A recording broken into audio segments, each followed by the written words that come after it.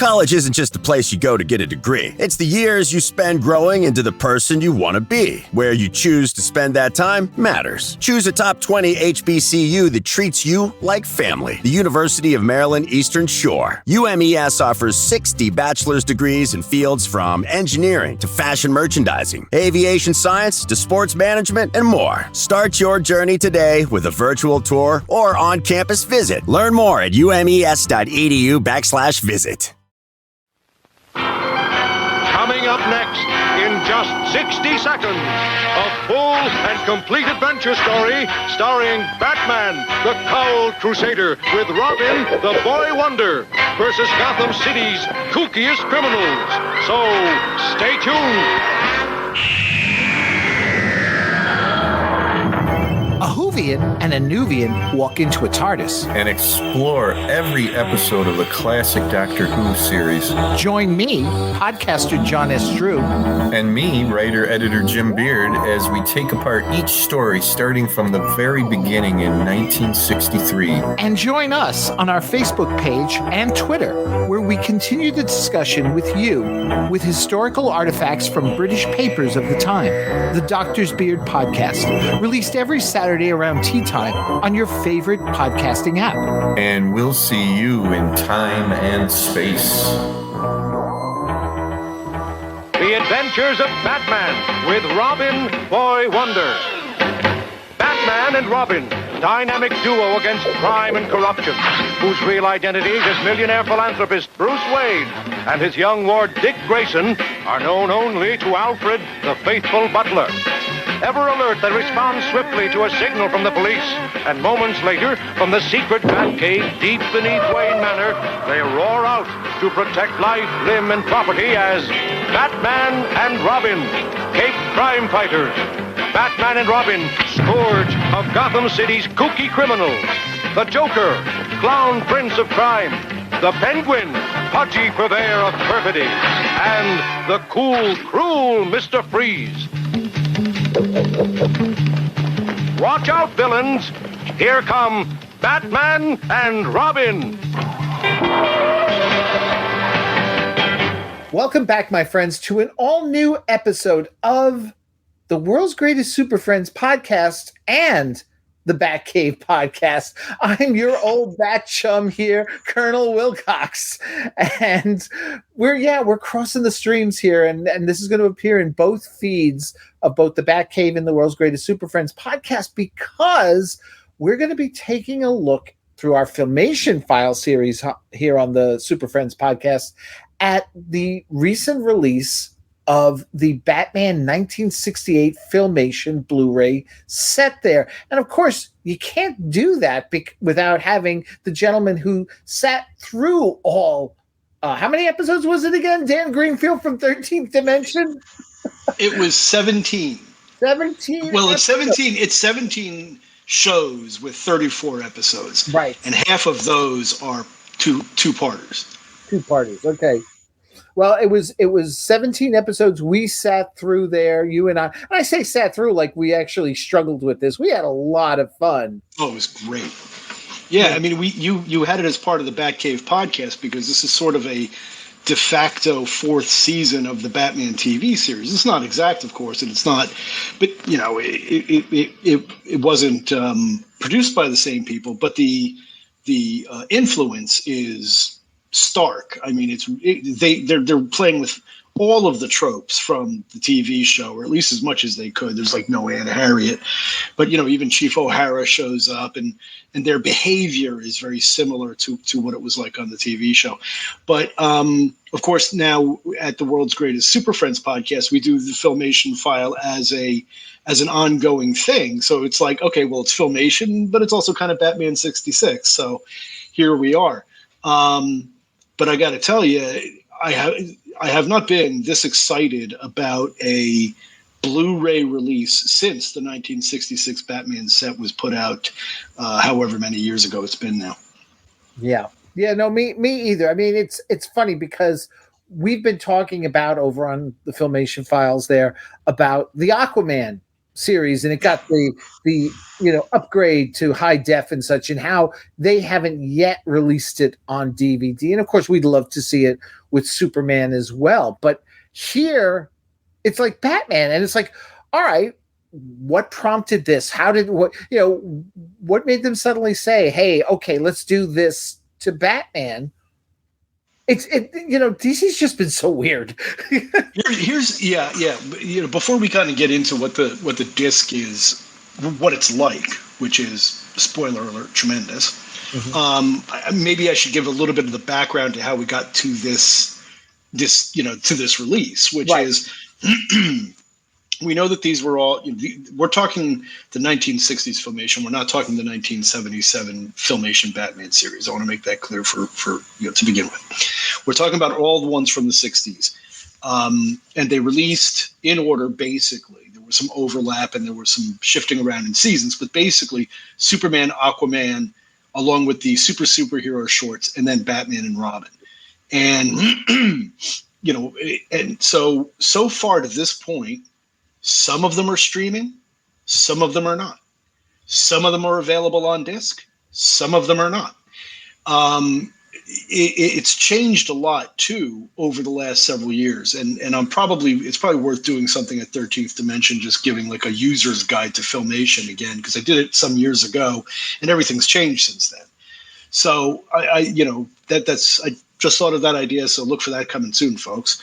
But basically, these were run in syndication when we were kids, young kids, meaning like when I was about 5 years old, in the New York area. It had a second life in syndication. So I always consider it kind of like 1960s, 70s.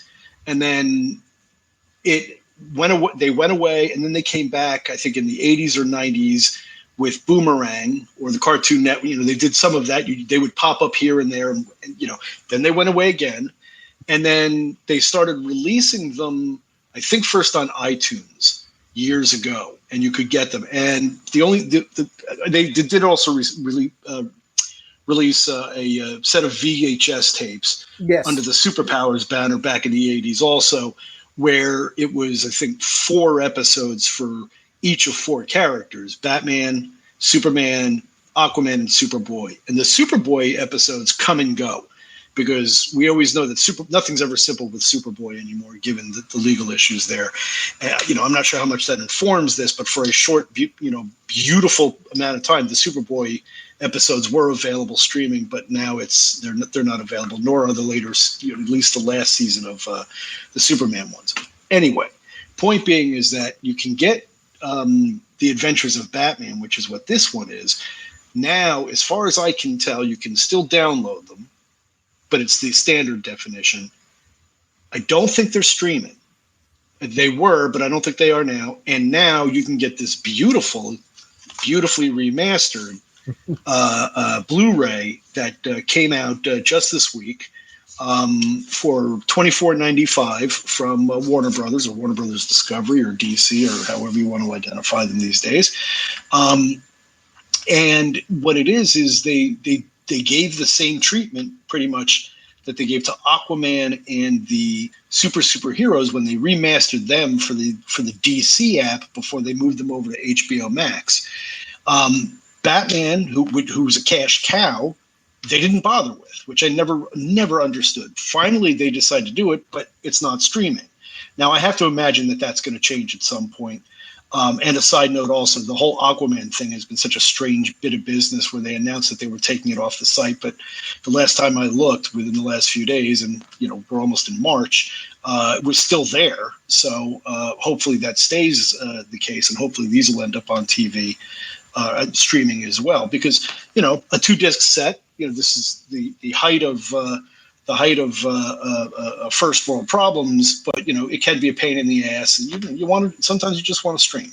But that's me being lazy.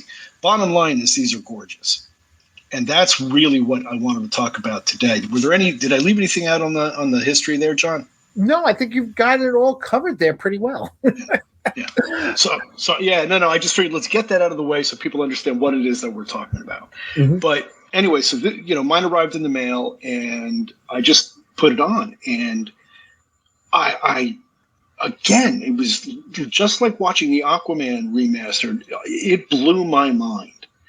And what I thought was kind of interesting was the first thing you see on the screen is a black screen that says, be careful. There's a strobe effect, which we all know is, of course, the opening sequence. Mm-hmm. This series involves strobe effects, and if anybody has reactions to that, be careful. Whatever. Not whatever about having that situation happen to you, but the way they put it. Well, they had to, because with the boosted colors and effects, right? You right. Because I was feeling a little like, oh, wait a minute. It is almost not. I don't want to put too fine a point on it because it's not the same exactly. But look, when the disclaimer fades out, and then it fades into the credits with the blasting red and blue background, strobing at you. It's like your head kicks back for a second, and it's almost the sensation in The Wizard of Oz when it went from black and white to color. You're like, holy moly. And it's not just the strobe effect, it's how sharp and how bright the colors are. And what's even more interesting is something I never picked up on this in standard definition, is that the strobing gives the characters and the words that are on the screen a 3D effect. So right off the bat, you're watching this, and it's like, I've never seen this before.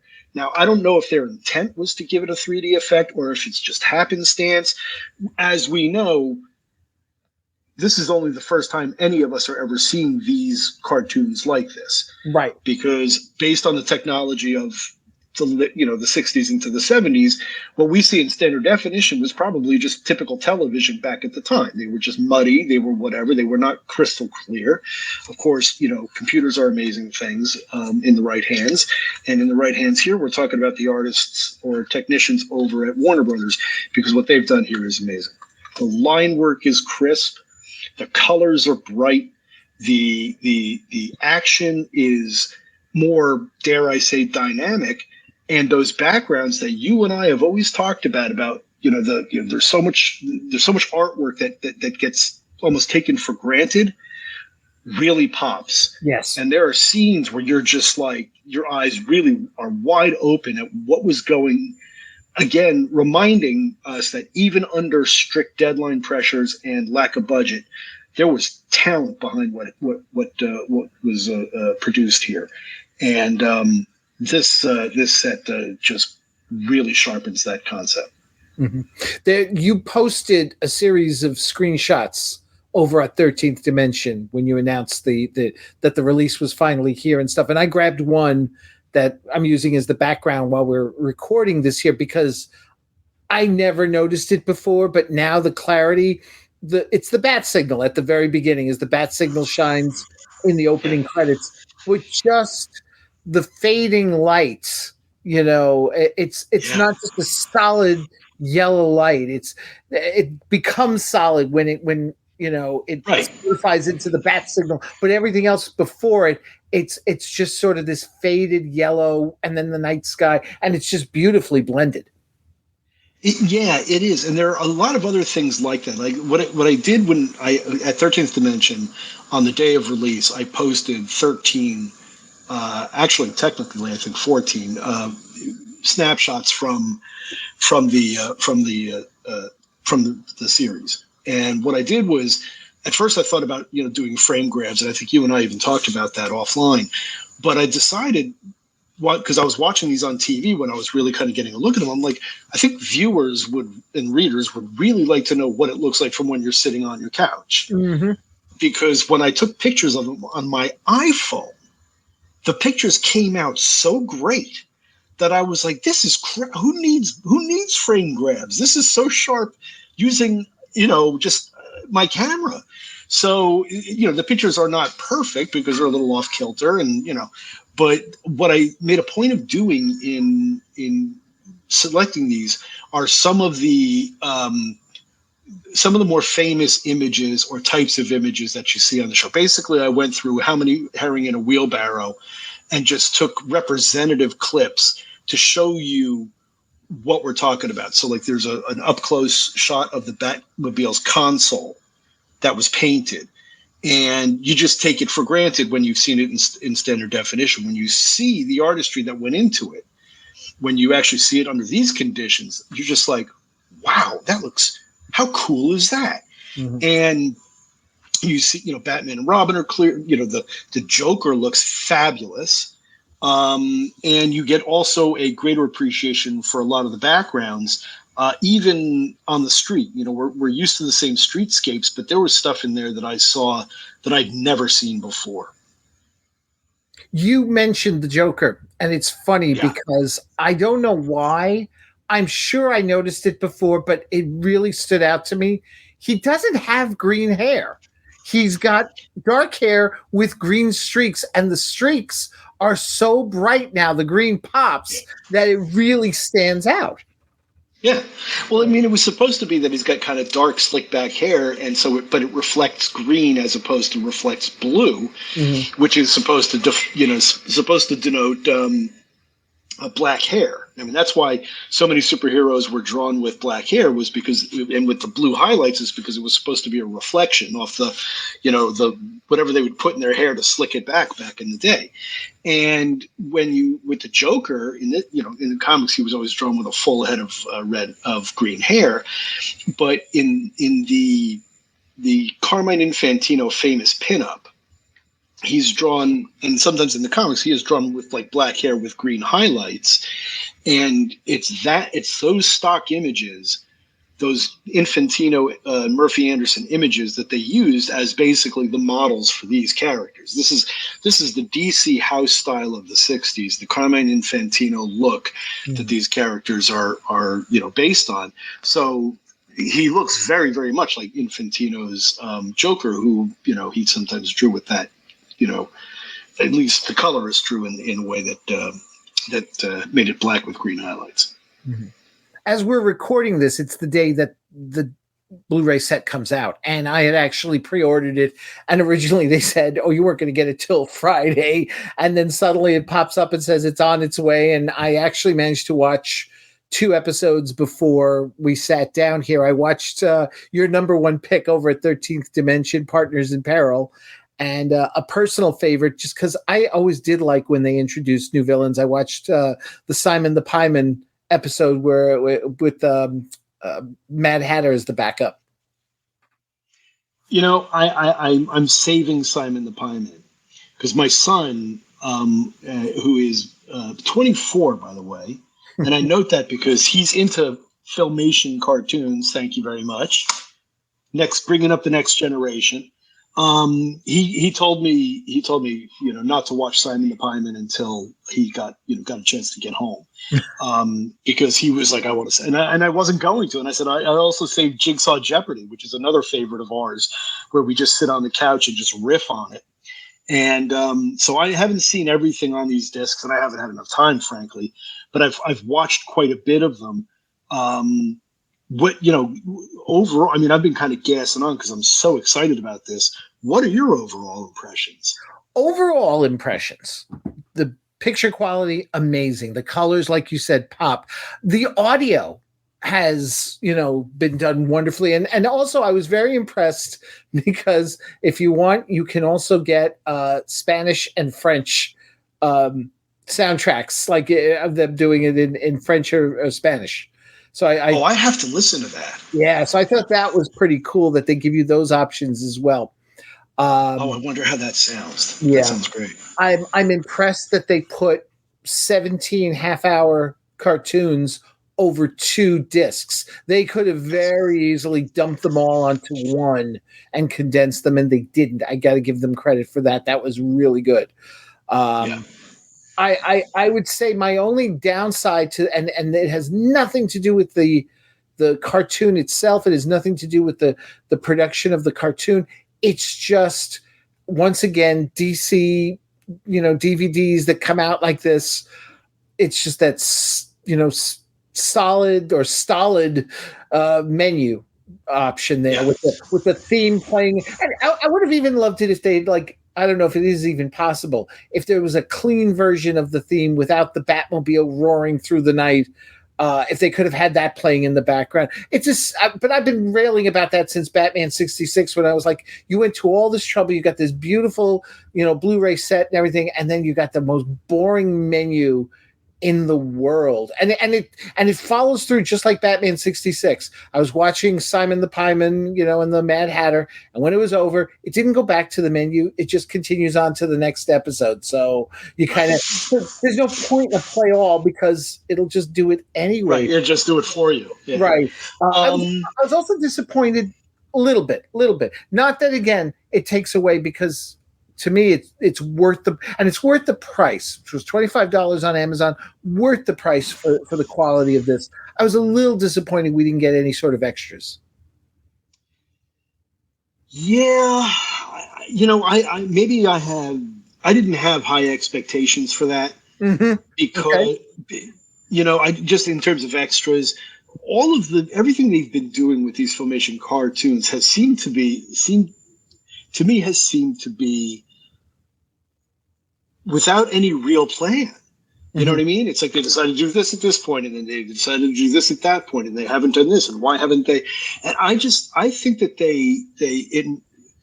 whoever's making the decisions, I guess the part of it that surprises me is they took the time to remaster these beautifully. You'd think they'd want to do some kind of feature or featurette or what have you, but they just don't seem to do that when it comes to the older animation. They've done a ton of stuff like that for Batman the Animated Series, and I think Justice League probably has a lot of that. But when it comes to the old stuff, and part of it is that anybody who was there is no longer here. Right. The cast, the producer, they're all gone. So it may very well be, and because we know that there is very little that is actually known about a lot of the decision making, if you pick up, Filmation Generation, the Lou Scheimer autobiography written with Andy Mangels, there's a lot of great information in that book, tremendous information overall. It's a wonderful survey of all that went into Filmation, well beyond these superhero cartoons. I mean, they really get into everything, but because they get into everything, you don't really get the nitty gritty of why did they do this versus why did they do that. Yeah. The whole notion that the great Larry Storch myth, that he played the Joker on this show, which he did not, even made its way into the official press release that featuring Larry Storch as the Joker. And I was like, and I actually wrote in my column announcing the set that, hey guys, Larry Storch was not in it, and thankfully they did not include him actually in the credits here. So I'm glad that that's the case. But I guess my point being is that there's very little information that they could give us about the intricacies of the show itself, and that's probably why there isn't any kind of extra. Although the one thing I will say is that it would have not been nice to see an extra on what they did to make this work. Mm-hmm. How did they do this? Why did they decide to do this? And talk to some of the people who actually worked on it, or talk to other animators who were inspired by it. You get a Bruce Timm and say, hey, this was the original stuff. What's your take? Right. That's probably worth too much effort for a $25 Blu-ray set, though. Well, that's it. Yeah. Yeah. I mean, it's only $25. It's a good deal. Yeah, it's a great deal. Yeah. And I can live with that. I mean, if I have a quibble at all about the set, it's the same one that everybody seems to have, is there's this really lovely imagery by Jose Luis Garcia Lopez of Batman and Robin, but it's got nothing to do with the show. There are no images from the cartoon actually on the box. Right. They've done this before. I actually don't like that. I don't mind. It's not the biggest thing in the world, but it's a petty annoyance. More interesting to me is that nowhere on the packaging does it say it's remastered, which it says it in the description online. It says it, but nowhere. If you were in, say, I don't know, Target or something, and you see this, you would have no way of knowing that this is something special. Now, chances are, when it is in Target, they're looking for parents to pick it up, and it may just simply be, parents aren't going to care, or they're not going to care whether it's remastered or not. It might just simply be that simple. But the only way that is in the tiniest type at the lower back of the box, where it says 1080p high definition, and then it gives like the audio and the and what have you. But that's the only way. So if you're shopping, just make sure that you're picking the right one, because the DVD has a different cover, but they're very similar. So do make sure that you're buying the Blu-ray, because that's the one that's remastered. Mm-hmm. Now, I know you said you're holding off on the Simon the Pieman episodes, but how many have you watched so far? Well, I watched How Many Herring in a Wheelbarrow because it's got that great sequence of Batman and Robin getting trapped by the Joker and then going down the slide into the Joker furnace. And I went immediately to that because, as we've discussed, I consider that to be the very best sequence in Filmation Batman. I just think that one sequence is the height of the cartoon. Not the best episode, drags a little bit, still very good, but I'd say it's above average as opposed to truly great. That scene is great. So I watched that all the way through. That's where I took the pictures. I was blown away by how bright and fiery the red was in the tunnel, and as you're approaching the furnace, also seeing the flames. You could see the individual line work on the flames, and it was just gorgeous. Other than that, I just kind of let it run. I just had it on. I have not sat down to watch them in order, as they also are in the order that we reviewed them over at the Batcave Podcast, which was based on air date, correct? Correct. Yeah, so they are packaged that way.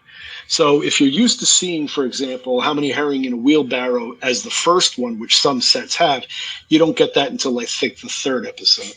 But nevertheless, it's, so I was just pretty much just kind of jumping around and getting looks at, how does this look? How does that look? I went to the 9 Lives of Catwoman, which has some great visuals, and took a look at it and said, okay, how does this one work? And it's fabulous. Mm-hmm. She's, there's also, since the line work is finer on all of the characters, they're just that much more distinct as well. So it's not only just the colors, it's the actual line work of the figures themselves and the artwork that you can really see the detail. And I think my favorite part, and I saw someone actually beef about this online, I was kind of surprised, was they didn't fix the errors. They could have. They could have. But they didn't. I'm glad they didn't. And I wouldn't have expected them to. Yeah. That's why I was like, I did briefly think when I watched it, I said, are they going to leave the errors in? Because that seems like a lot of work. Mm-hmm. And they left them in because they should. And someone says, I wish they had fixed those. And I'm like, well, to me, that's part of the charm. And so that's why I also showed off at the site a picture of Batman without a chest emblem and Robin with it on the wrong side, because it's just the way, it's still, it may be bright and beautiful and crisp and modern technology, but they're still same old Filmation. And that schlockiness, that cheapness is part of what we love. It's like, look, if I want to buy a hot toy, I'll buy a hot toy. If I want to buy a Mego, I'll buy a Mego. And right. These are the Megos of animation, as far as I see it. Yeah. No, the reason I asked about how many you watched, because the 2 I watched, the only other quibble, if this turns out to be the case, is that there were no interstitials like we get with the Superman with the Aquaman airing on HBO. We get coming up next, another exciting adventure. Right. We didn't get any of that I saw with the 2 I had. And I know the interstitials exist. I've seen them on. And I don't even mean the ones that are like, commercial promotions, which would have been really cool as an extra. But I'm talking about the interstitials that, stay tuned, part 2 of Batman Adventure coming up next. That's a good point, and I would love to have seen that. I have not seen those in any official release to begin with. Right. I've seen Superman and Superboy, certainly. And I have seen, we've talked about the superheroes and all of that kind of stuff. So you see them in Aquaman, but the Batman ones, I don't think they've ever released officially anyway. So again, it would be great that they would take these sets as seriously as we do, right, and do all of these things. But I really think that this is, their version of, disposable entertainment. I mean, it's like they give it the respect that it deserves in terms of cleaning it up, but everything else is no frills. Yeah. Any last thoughts, comments on the set? Go buy it. Go buy it. I rarely just say this. Go buy it. Yeah. Just go buy it. It may show up in streaming someday, but you know what? If you can afford it, I know times are tough. $25, you'll get 378 minutes of wonderful, feel-good, old-school Batman and Robin entertainment. And I've been watching these or having these on, and alternating with Batman 66, and it's a wonderful viewing experience, and I highly recommend it, especially if you're a Batman fan, because this is exactly what you want. Mm-hmm. I'm going to say something that might seem blasphemous, especially considering, we're doing a Super Friends podcast. I'm starting to only think Olan Shule should have been the voice of Batman for this cartoon. I'm not liking him as much. I know. Because it's a different. Oh my! How can you say that when the disc came out on Olan Sule's birthday, which I'm sure was a total coincidence and not at all planned? Because how in the world would they ever think to look that up? Yeah. I just happen to know that because I'm weird like that. But oh, John, you wound. I thought I knew you.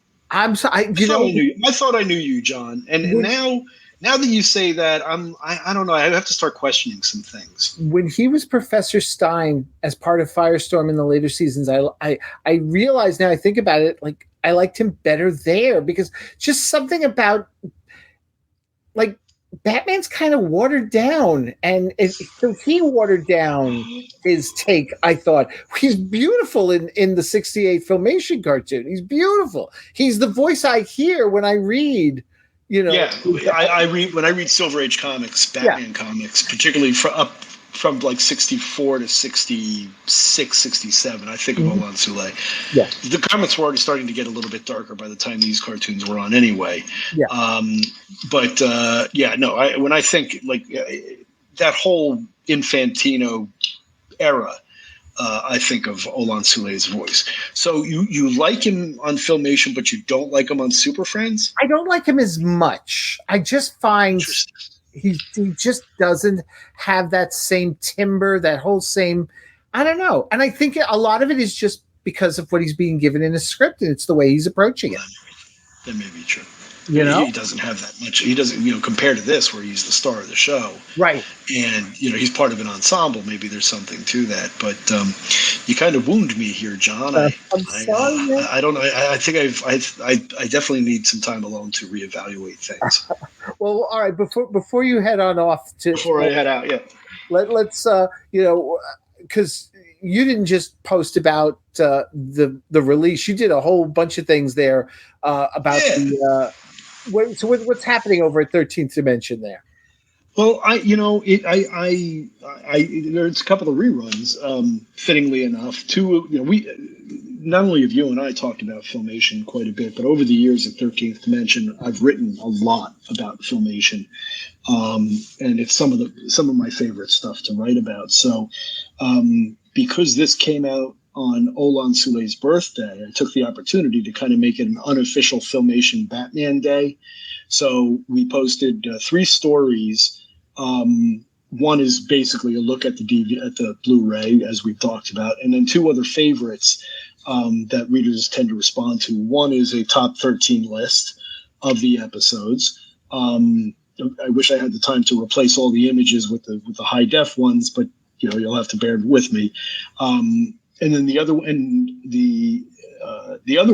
is a what I call 13 Quick Thoughts, the kitschy kick of Filmation Batman, which is really just a celebration of the goofiness of the show. And when I say goofiness, I mean that in the absolute best sense.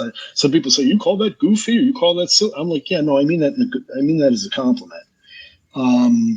It is it's a wacky cartoon, and as much as hard, like classic Batman there's also some really funny off-model stuff that goes on that really makes these things unique. And I also, on a personal level, I know you feel differently, because I'm not a big fan of the 77 version.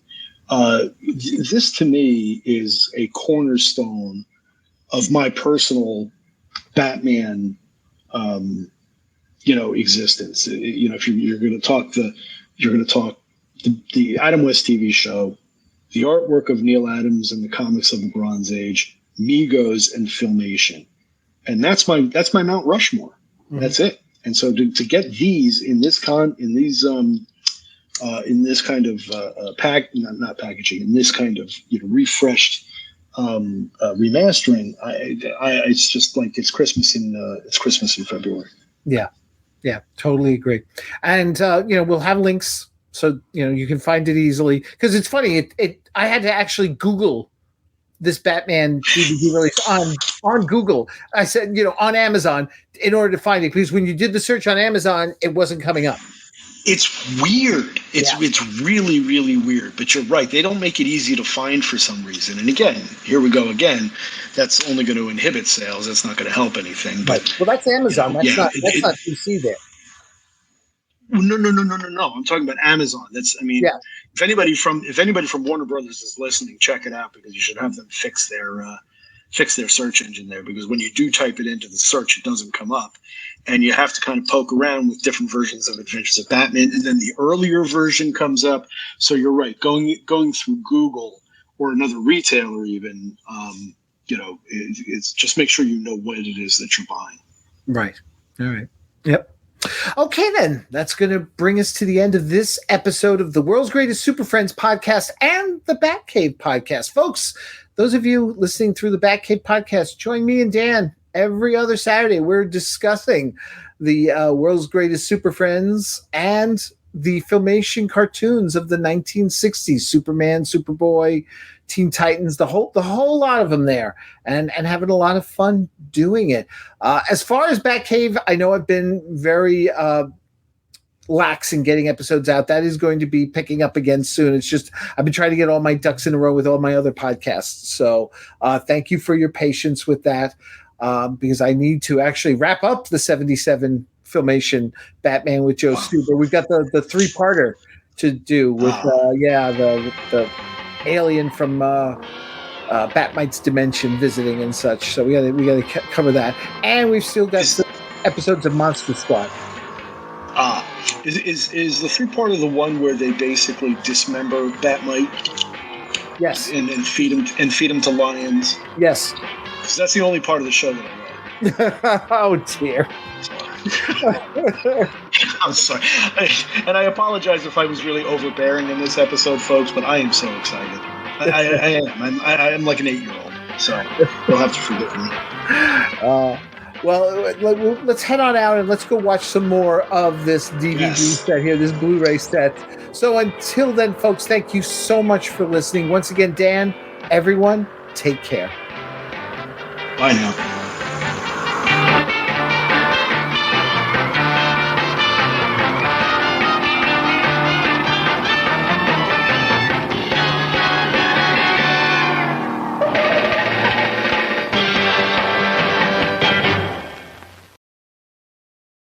On Florida's Space Coast, we think you can have the best of both worlds. Kind of like right now. Driving, at your desk, maybe at the gym, but you're also grooving to some music. Visit us and you'll go to the beach and see a rocket launch.